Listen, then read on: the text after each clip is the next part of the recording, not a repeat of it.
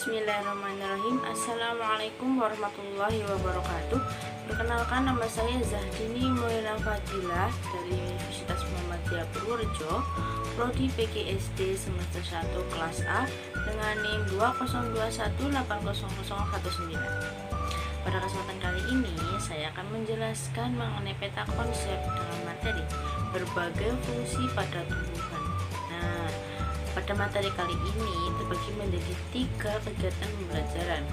Kegiatan belajar yang pertama yaitu tentang struktur organ pada tumbuhan tingkat tinggi.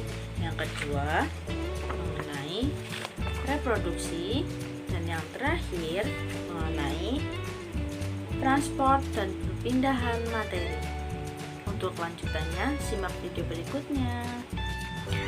Kegiatan pembelajaran yang pertama yang akan kita bahas yaitu mengenai struktur organ pada tumbuhan tingkat tinggi.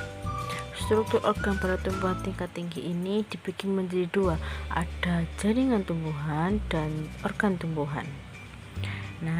Jaringan tumbuhan itu ada pembagiannya, itu ada jaringan meristem dan jaringan dewasa. Jaringan meristem ada meristem primer dan meristem sekunder. Jaringan dewasa ada jaringan epidermis, jaringan parenkim, jaringan penguat, dan jaringan pengangkut. Untuk jaringan meristem adalah kumpulan-kumpulan sel muda yang selalu melaksanakan pembelahan atau bersifat embrional atau meristematis. Kemudian untuk jaringan dewasa yaitu merupakan jaringan yang sudah mengalami diferensiasi dan pada umumnya tidak melakukan pembelahan lagi. Struktur jaringannya sudah permanen sesuai bentuk dan fungsinya. Kemudian kita lanjut ke bagian organ tumbuhan. Organ tumbuhan ini ada beberapa bagian, yaitu ada akar, batang, daun, bunga, buah, dan biji. Di setiap organ tumbuhan ini memiliki fungsinya masing-masing. Saya akan menjelaskan sedikit keterangan mengenai fungsi pada organ tumbuhan. Yang pertama itu mengenai akar. Akar tumbuhan umumnya tumbuh di bawah tanah dan berfungsi untuk menyerap air dan garam-garam anorganik dari larutan tanah. Namun, ada pula tumbuhan yang akarnya tumbuh di udara, misal anggrek. Setiap akar tumbuh dari meristem ujung atau akar primer, dan akar yang berbentuk dari bagian akar dewasa disebut akar adventatif. Yang kedua, kemudian ada batang. Batang pada tumbuhan merupakan proses percabangan bagian tumbuhan yang berada di atas tanah. Umumnya bagian tersebut berdaun. Batang memiliki bagian buku tempat daun melekat dan bagian luas merupakan bagian di antara 2 buku. Batang mempunyai pertumbuhan yang tidak terbatas. Di ujung batang terdapat titik vegetasi yang tidak terbatas, mempunyai kemampuan untuk terus-menerus membentuk sel baru. Batang memiliki fungsi untuk membentuk dan menyangga daun. Kemudian yang ketiga yaitu daun. Bentuk dan ukuran daun sangat bervariasi. Terdapat daun lengkap yaitu daun yang mempunyai helai daun atau lamina, tangkai daun atau petiola, dan pelepah atau vagina. Sementara daun tidak lengkap yaitu daun yang hanya mempunyai lamina dan petiolus atau lamina dan vagina. Kalau hanya lamina saja disebut daun duduk atau sesilis. Daun berfungsi menerima sinar matahari sehingga bentuknya pipih. Daun berfungsi untuk membuat makanan sehingga berbentuk pipih lebar agar dapat melaksanakan tugas utamanya yaitu melaksanakan fotosintesis seefektif mungkin. Kemudian yang keempat adalah bunga. Bunga bukanlah organ pokok pada tumbuhan, tetapi merupakan organ tambahan hasil modifikasi atau perubahan bentuk dari organ pokok yang beradaptasi sesuai dengan fungsinya.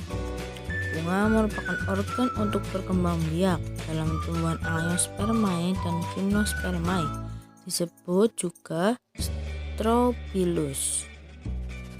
Yang kelima yakni buah. Buah ada yang berdaging, ada yang tidak. Ada buah tunggal, ada buah majemuk. Buah berfungsi untuk melindungi biji dan juga membantu penyebaran biji. Kemudian yang keenam yakni biji. Biji dihasilkan setelah tumbuhan mengalami pembuahan dan di dalamnya mengandung embrio sebagai calon individu baru. Di dalam embrio terdapat helai daun atau yang disebut dengan katiledon. Katiledon pada biji berkembang sebagai bagian dari embrio. Beberapa tumbuhan mempunyai katiledon yang besar, berfungsi juga sebagai cadangan makanan. Beberapa tumbuhan lainnya mempunyai katiledon yang tipis, berfungsi untuk menghasilkan enzim yang mentransfer cadangan makanan dalam endosperm ke biji yang sedang berkecambah.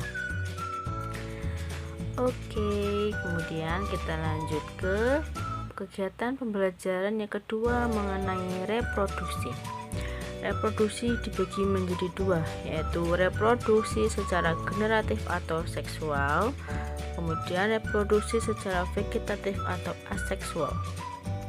Reproduksi secara generatif atau seksual yaitu terjadinya individu baru yang didahului dengan peleburan dua sel gamet.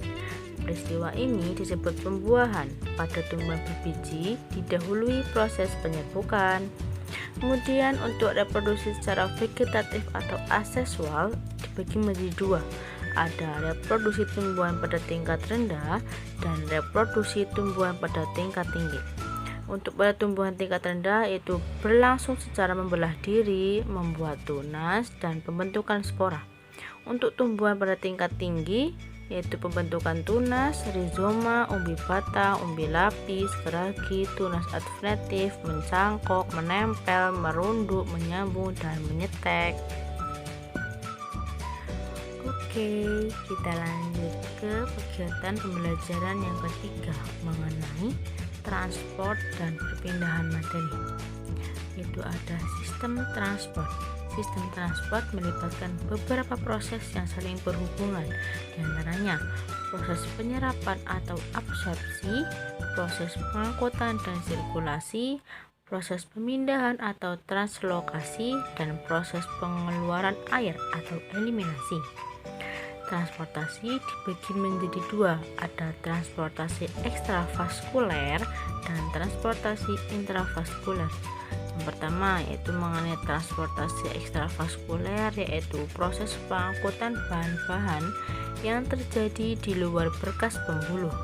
Untuk transportasi intravaskuler, proses pengangkutannya berlangsung di dalam berkas pembuluh angkut, yaitu melalui silem dan fluor.